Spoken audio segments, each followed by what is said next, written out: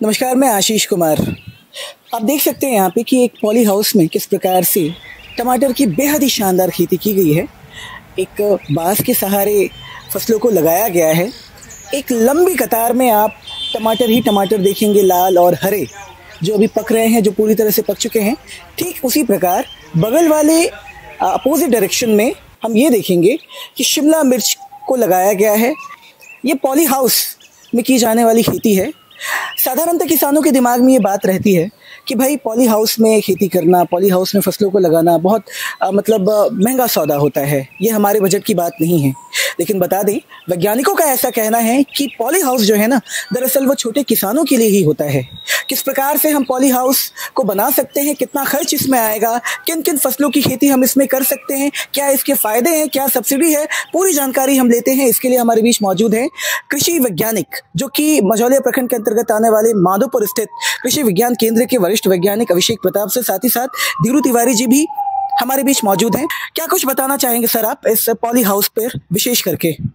जैसा कि हम सभी जानते हैं कि पॉली हाउस जो हमारा जो छोटे और जो मझोले किसान हैं उनके लिए काफ़ी फ़ायदेमंद है और इसके लिए बहुत ज़्यादा जगह की आवश्यकता नहीं होती है। हाँ। कम जगह में पॉली हाउस बना करके आवश्यकता अनुसार 200 स्क्वायर मीटर का पॉली हाउस बनता है, 400 स्क्वायर मीटर का पॉली हाउस बनता है।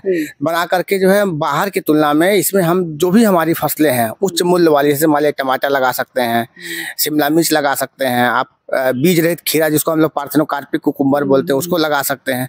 इस तरह से इसको लगा कर किसान सालों भर अपनी आमदनी को कर सकते हैं। और इसमें जो रही बात, अगर सरकार की बात करें सब्सिडी का, तो इसमें 50% यानी 50% जो है लागत मूल्य का सब्सिडी सरकार के द्वारा दी जाती है। और उसके लिए वो अपने जो जिला के जो सहायक निदेशक उद्यान होते हैं वहाँ पे उनको जाकर के संपर्क करना पड़ता है और वहाँ पे आवेदन देना पड़ेगा और वहाँ से उनको पॉली हाउस मिल जाएगा।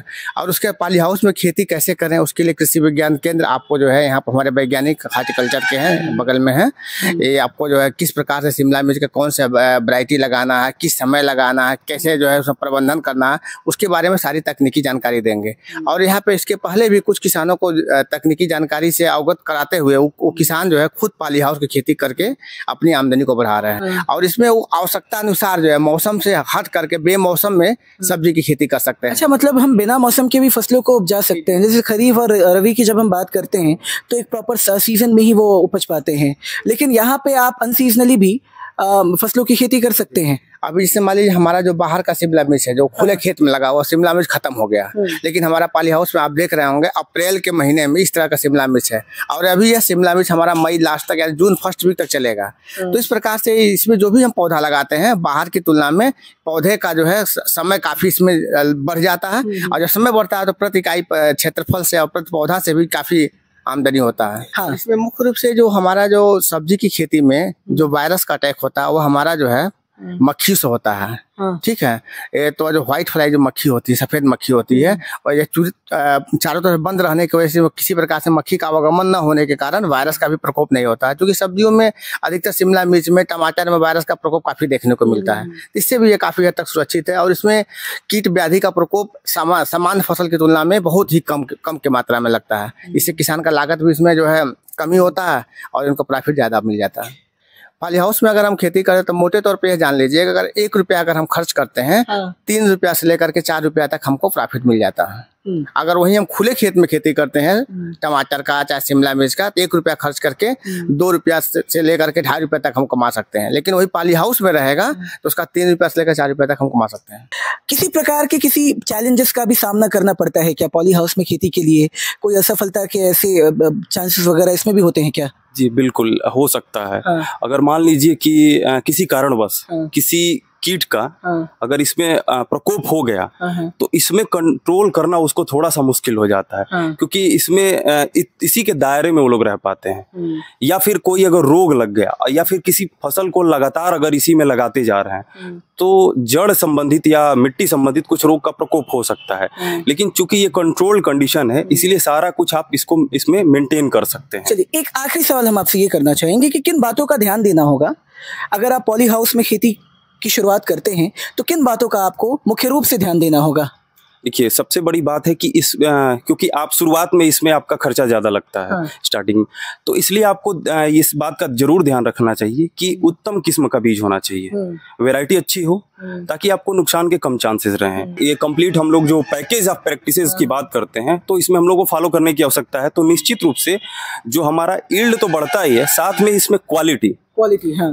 अगर ये टमाटर है या हमारा शिमला मिर्च है, तो ये जो बाहर हम लोग लगाते हैं ओपन कंडीशन में, उसकी तुलना में इसकी सेल्फ लाइफ का मतलब कि उसकी स्टोरेज की क्षमता, ड्यूरेशन, वो ज्यादा दिनों तक चलता है, टिक सकता है, वो टिकाऊ हो सकता है, टिकाऊ होता है।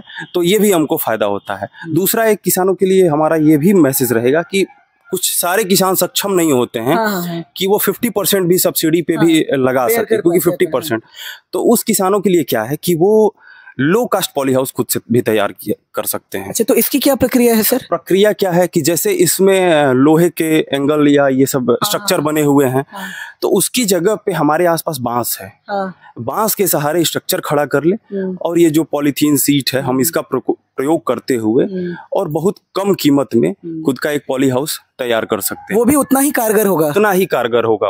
चलिए, बहुत अच्छी जानकारी आपने दी। तो ऐसा नहीं है कि सिर्फ आप लोहे के फ्रेम पे या फिर लोहे के एंगल पे पॉली हाउस का निर्माण करें, आप बांस की पट्टियों से भी आप पॉली हाउस को बना सकते हैं, जिसमें आपका जो खर्च है वो कई गुना घट जाता है। यानी कि एक छोटे दर्जे के किसान भी पॉली हाउस बना सकते हैं बहुत कम लागत में। उससे जब मुनाफा उनको होने लगता है, फिर वो आगे चल के और मजबूत पॉली हाउस का निर्माण कर सकते हैं। सरकार की सब्सिडी भी इस पे आपको मिल रही है।